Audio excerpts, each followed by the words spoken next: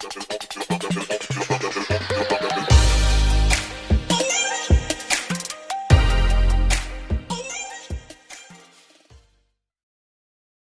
I was in class 7th, one day my maths teacher came to the board and wrote an equation which had three terms and their powers. The equation was a square plus b square is equals to c square. I started wondering, what are a, b and c? What is that 2 written top of each term? Then I got to know that these are exponents and these are their squares. And so my teacher told me that a square is a number which is made after multiplying two equal numbers. Like a square would be a times a. And the square of 2 is 4, 3 is 9, 4 is 16, 5 is 25, 25 is 625 and so on. But let's come back to the equation. In early mathematical periods, there was a very famous scientist, a very great and very renowned one. His name was Pythagoras. This person was able to create magic through numbers. He loved magic squares. So one day, while he was taking the properties of a triangle, he found out that in certain right angle triangles, because that time they were only natural numbers and there was no concept of irrational rational numbers. So in certain natural right angle triangles, he found out that the square of one of the sides plus the square of the second side, which is not the hypotenuse, is equal to the square of the hypotenuse. When we study Pythagoras theorem, comes to us is Pythagorean triplets. These are a set of three numbers in which the square of the first number plus the square of the second number is equal to the square of the third number. The most common Pythagorean triplet which we use is 3, 4 and 5. In this case, 3 square plus 4 square is equals to 5 square. So, how to find these Pythagorean triplets and how to get to know what are they? For this, we use the alternate version of the formula a plus b whole square, in which we take b equals to 1. The formula comes out as a plus 1 whole square is equals to a square plus 2 times a into 1, which is 2a plus 1. By this, it is one of the ways in which you can find out Pythagorean triplets. I tell you how. There are two terms which are already squares, a plus 1 whole square and a square. So we just need to make this third term equal to some square. Pythagorean triplets, as Pythagoras was, when Pythagoras was there were no concept of rational numbers. So Pythagorean triplets is usually applied only for natural numbers. As a triangle cannot have negative heights, so we need to take it as 2a plus 1 should be equal to some x square. So if I substitute the value of x as 3, I get the value of a as 4. And if I put the value of x as 5, I get 12. And the number 1 greater than 12 is 30. So this way I can find infinite Pythagorean triplets, and these will never repeat, as 3, 5, 7, 9 squares again.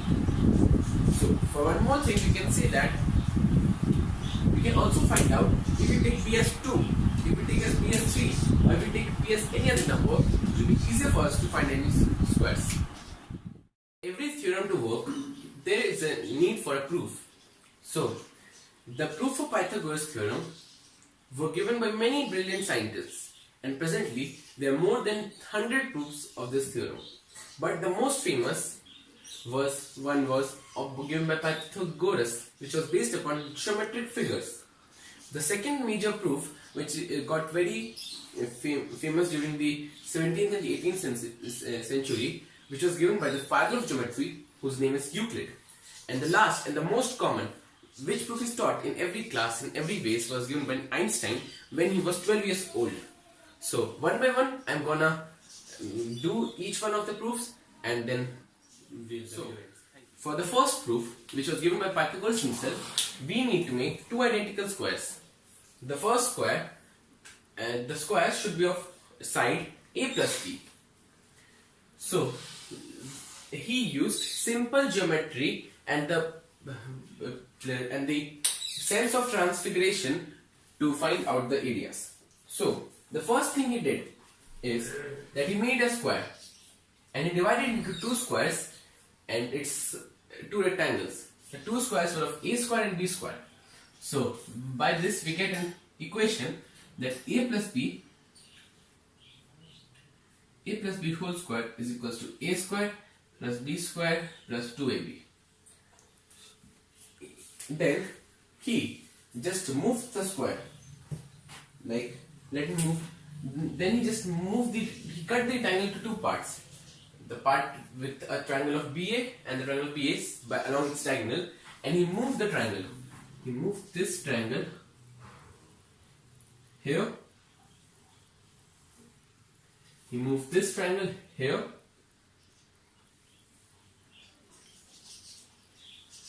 He moved this triangle, he kept this triangle here, and he moved this triangle here, such that the figure came a little bit like this. In this figure, now let's prove that the four triangles are congruent. We know by a method that this is equal to this because they are the part of the same diagonal which they are cut from. Similarly, this is equals to this. Now we have to just prove that it's a square. So if we take this triangle, let's label the sides as A, B, C and D. If we take, let's prove these two triangles congruent. So similarly, all the triangles will be congruent. So let's take this point O, M, N. So in triangle O, B, M and triangle M, C, N, OB is equals to MC. We can see from this figure also, OB should be the line, this should be OB, which indeed is equals to A. And similarly, MC should be the line which is this one, which came from this side, which came from this side, here, and here, this M, here, these are two equals and it is equal to A. So M is equals to A, which is equals to A. From this, we get that one side is equal, all the angles are 90 degrees, we know that already, as it's a square. So angle OBM is equals to angle MCN, and C, the side CN is equals to side BM, as CN is this side which is equal to B, and CN is equal to, and MB is this side which we have displaced from here, which was equal to B, which is equals to B. Which is equal to B. So by this, by using SAS criteria, triangle OBM is congruent to triangle MCN. I think I've taken the sides clearly. So till now we get to know that these two triangles are congruent. So these two lines become equal as corresponding parts of congruent triangles are equal. So we find out the middle is a square. So let's take the square of the length C. So we can derive another equation that A plus B whole square is equals to half AB 4 times half AB, as there are 4 triangles and each has a base of B and a height of A. So 4 times 2AB, which is equals to 2AB, the same as here, plus the square which we have found out in the middle, which is equal to the length of C. So C square, which is the length C, plus C square. So if we solve the following equations, let me rub the board for the background one. If we solve the equations, we get, if we equate these two terms, we get 2AB plus C square is equals to A square plus B square plus 2AB. So after that we get A square plus B square is equals to C square. Thank you. Which I'm going to show about the Pythagorean theorem is given by Euclid.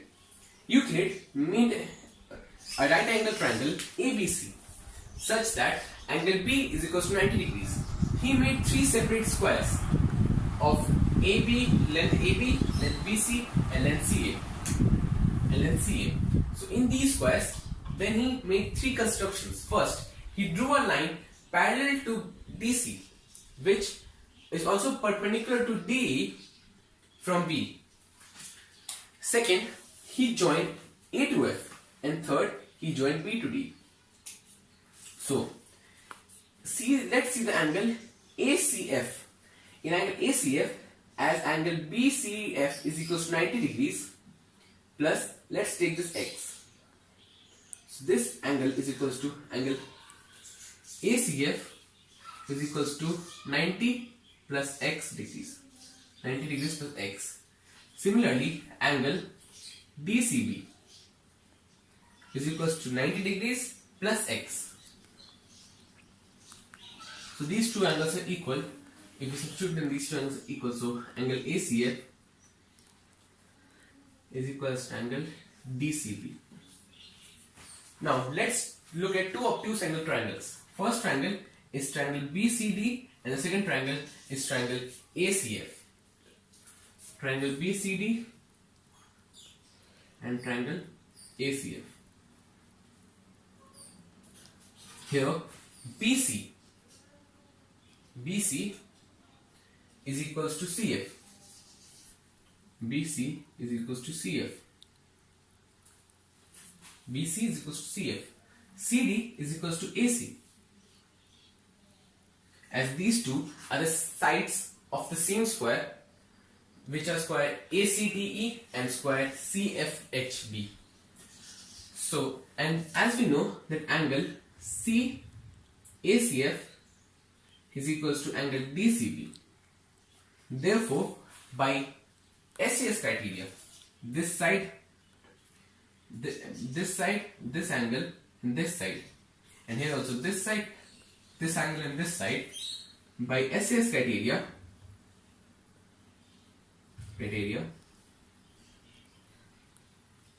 triangle ACF is congruent to triangle DCB. Congruent triangles have equal area. So area of triangle ACF is equals to area of triangle DCB. So by that we get to know that these two triangles have the same area. After that, let's see. In triangle ACF,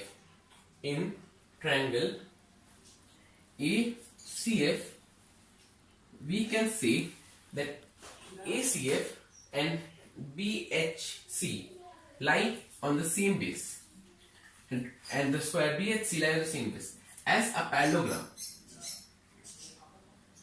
and a triangle having the same base have their areas in ratio 2:1, or the area of a triangle is half that of parallelogram. So area of triangle is equals to half of that of parallelogram. So same way, the area of ACF, triangle ACF is equals to half of the square, or I could simply write BC square, half BC square. Similarly, in this triangle, the area of this triangle DCB, we can see that DC lies between the parallels IG and CD. So area of DCB, triangle DCB, is equals to half of GICD. Area GICD. So we get to know. Let me rub these on extra things, please.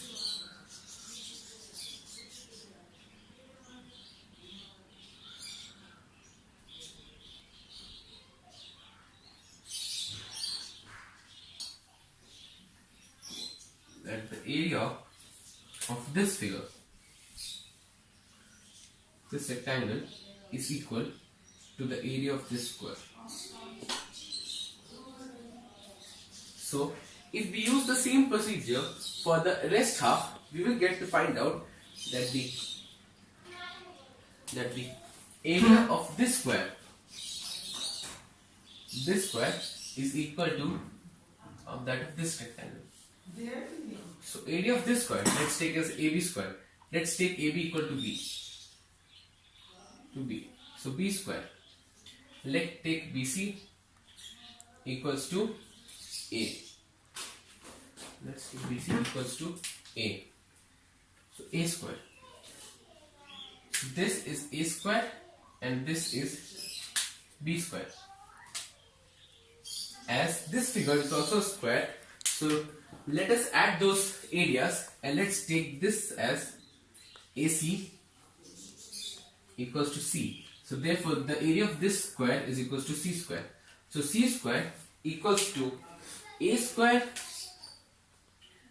plus B square.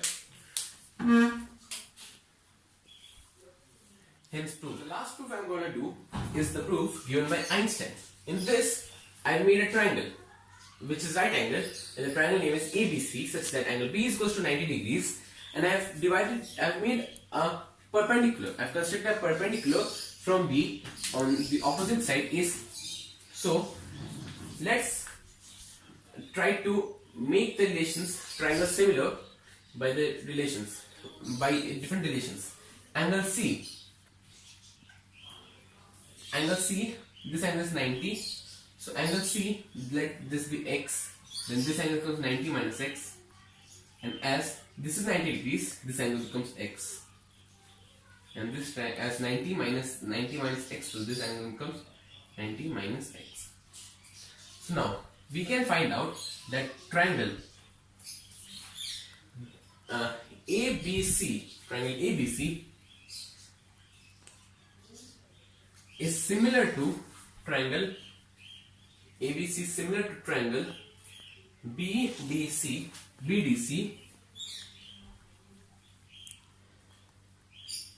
as angle C equals to angle ADB, angle ACB is equals to angle ABD, and angle BDC is equals to angle ABC, which is equals to 90 degrees. Similarly, so let's take out we can figure out the ratio of the sides. So by figuring out the ratio of sides, we get BC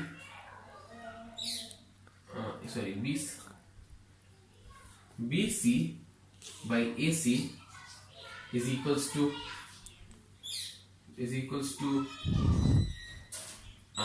BC by AC is equals to DC by BC.